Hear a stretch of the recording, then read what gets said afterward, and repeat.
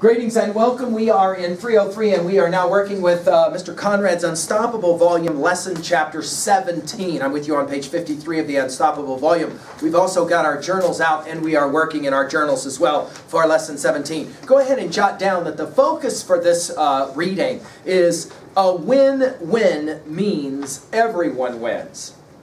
Well, now you'll understand this obviously from this word picture that we're about to play with. But I'd like you to jot down this one as well. The argument that Mr. Conrad consistently wants to make in the Unstoppable book is hard work, sooner or later, is obviously going to be put in parentheses, but hard work, sooner or later, pays off.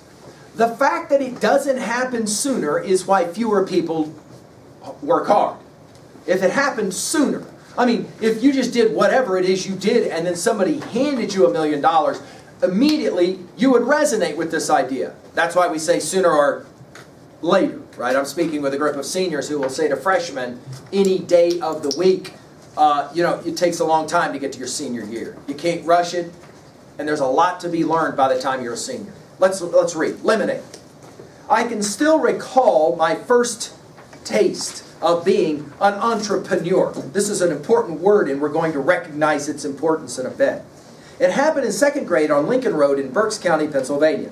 The kids, as we were called, decided to earn our own money selling hand-picked raspberries, cherries at our roadside stand. Unfortunately, there wasn't much traffic on that backcountry road, and we literally ended up eating most of our profits. What a sight it must have been to the few customers who did stop, seeing all those little kids with purple fingers and purple lips. Some laughed so hard they paid full price for a half-eaten box of raspberries. That first taste stayed with me all my life. That's the reason why, while riding my bike in the summer of 2004, I decided to stop at the lemonade stand I saw that day. The first question I asked those two budding entrepreneurs, by the way, entrepreneur just simply means someone interested in making money, an idea that will allow them to make money. The question was, do you know why I stopped here today? Because you're thirsty, they said in unison. True, I said, but there's another reason. Do you guys know what an entrepreneur is? They gave each other a confused look and sheepishly said, no. I explained what an entrepreneur was and how much I admired their spirit. After all, what are your friends doing today, I asked. They're sleeping or at the pool, John Kirk replied. I said, but not you two. You're out here in the hot sun with your little sign trying to earn some money, and I dig that. You see, I've always had my own business, so I can fully appreciate your willingness to improve your financial situation. They gave each other another confused look. Now, as an entrepreneur myself, I'm always looking for a deal. So what special deal are you going to give me? They whispered to each other and said, we'll throw in a free piece of bubble gum. Deal, I said as I plucked down my 50 cents. They quickly put it in their little cigar box with the rest of their profits from the day. As I drank my lemonade, I asked, what are you earning the money for? John's sister Hannah said she lost a book and owed the library $12. Her parents were making her pay for it. Good parents, I told Hannah. They're teaching you responsibility. What about you, John? I'm saving till I get $11. What do you need $11 for? I want to buy an old truck inner tube to float the river. Hey, I have one I'll sell you for $2, I told him. John's eyes lit up like he just opened a Christmas present.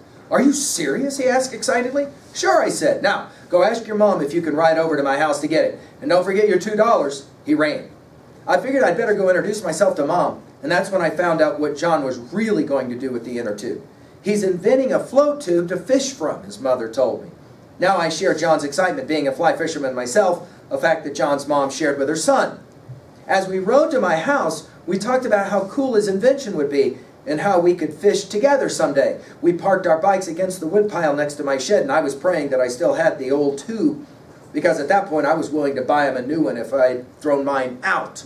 Much to my relief, after rooting around in the top of my shed, I saw it. I found it, I yelled.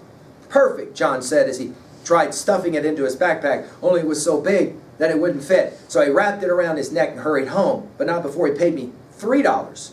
You can keep the extra $1. It was worth it, John said.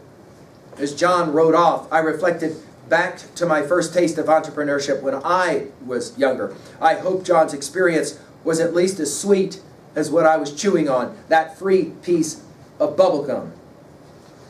Notice the comment, the unstoppable you always practices the win-win in all dealings with others. Let's jot down a couple of things here just from this chapter that maybe we can remind ourselves of. First of all, hard work, as understood here, hard work is unique.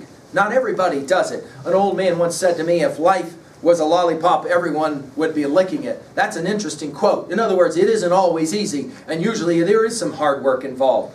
This is an interesting question as well. Jot this one down. It might be one that later in your life you'll come back to and remember that you even wrote it down at this moment. How in your life will you be an entrepreneur? Have you already given some thought to this? Right? Like the old man said to me once, either you work for IBM or you own IBM. Which one will you be? The point he was making is, if you're an entrepreneur, you work for yourself. You come up with your own ideas. You make money for yourself instead of waiting for somebody else to have to give you money because you're working for them, right? Finally, let's just point out, this Mr. Conrad's a classic example of this. A good teacher is always challenging his students to do better, to be thirsty, we might say, right? Using the word picture here, that is to say, to be more. Well, there you go, guys. Lesson 17, lemonade. Thank you.